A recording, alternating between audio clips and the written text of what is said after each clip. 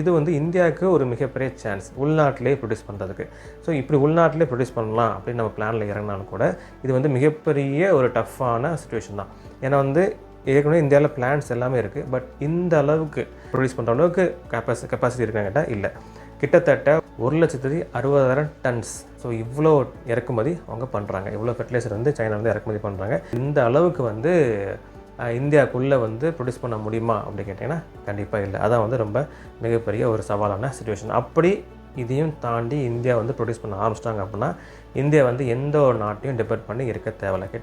முழுக்க உள்நாட்டிலே வந்து விவசாயத்துக்கு சம்மந்தமான ஃபெர்டிலைசர் எல்லாமே ப்ரொடியூஸ் பண்ண முடியும். Flagship டால்ஷர் project. ஸோ இந்த ப்ராஜெக்ட்டுக்கு வந்து கோல் இந்தியா, அதாவது சிஏஎல் லிமிடெட், கோல் இந்தியா லிமிடெட் இருக்குல்ல, இந்த கம்பெனி வந்து கிட்டத்தட்ட 1067 கோடிக்கு மேலே வந்து டால்ஷர் ஃபெர்டிலைசர் லிமிடெட் அப்படி ஒரு கம்பெனிக்கு வந்து முதலீடு பண்ணியிருக்காங்க. எதுக்கு முதலீடு பண்ணியிருக்காங்கன்னா இந்தியாவிலே ஃபஸ்ட்டு கோல் கேசிஃபிகேஷன் பிளான்ட் ரெடி பண்ணதுக்கு இவ்வளோ அமௌண்ட் வந்து அவங்க முதலீடு பண்ணியிருக்காங்க. அதனால் கோல் கேசிஃபிகேஷன் பண்ணால் இது ஒரு ப்ராசஸ். ஸோ என்ன ப்ராசஸ் அப்படின்னா கோல் இருக்குல்ல, கறி இருக்குல்ல, நிலக்கரி இருக்குல்ல, அதை வந்து ரொம்ப அதிகமான ஒரு டெம்பரேச்சரை வந்து ஹீட் பண்ணாலே என்ன ஆகும்னா சின்கேஸ், அப்படி சிந்தசிஸ் கேஸ் ஒன்று ப்ரொடியூஸ் ஆகும். அந்த கேஸை வச்சு டர்பைன் ரன் பண்ணிக்கலாம். அப்புறம் வந்து ஃபெர்டிலைசர்ஸ், முக்கியமாக வந்து ஃபெர்டிலைசர்ஸ் வந்து ரெடி பண்ணிக்கலாம் அந்த கேஸ்னால்.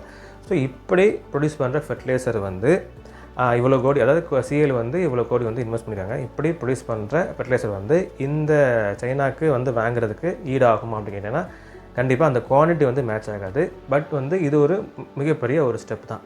அதாவது ஃப்ளாக்ஷிப் டால்ஷர் ப்ராஜெக்ட் சொல்லுவாங்களா, இது வந்து மிகப்பெரிய ஸ்டெப்பு தான் இந்தியாவுக்கு வந்து. ஸோ இது ஃபஸ்ட் பிளான். இப்போ தான் வந்து அந்த ப்ராக்ரஸ் போயிட்டு இருக்குது. கிட்டத்தட்ட அரௌண்ட் 75 to 80% கிட்ட அந்த பிளான்ட்டோட வேலைகள் வந்து முடிய போகுது. இன்னும் ஸ்டார்ட் ஆகலை. முக்கியமாக சொல்ல போனால் இன்னும் ஸ்டார்ட் ஆகலை. அந்த ப்ராசஸ் முடிய போகுது. அப்படி நம்ம ஆரம்பித்தோன்னா இந்தியாவுக்கு வந்து இன்னொரு அடிஷ்னல் ஸ்டெப் மாதிரி தான் ஃபெர்டிலைசர்ஸு உருவாக்குறதுக்கு டொமஸ்டிக், அதாவது நம்ம உள்நாட்டிலே. இந்த டிஎஃப்எல், அதாவது டால்ஷர் ஃபெர்டிலைசர் லிமிடெட், இந்த கம்பெனி வந்து இந்த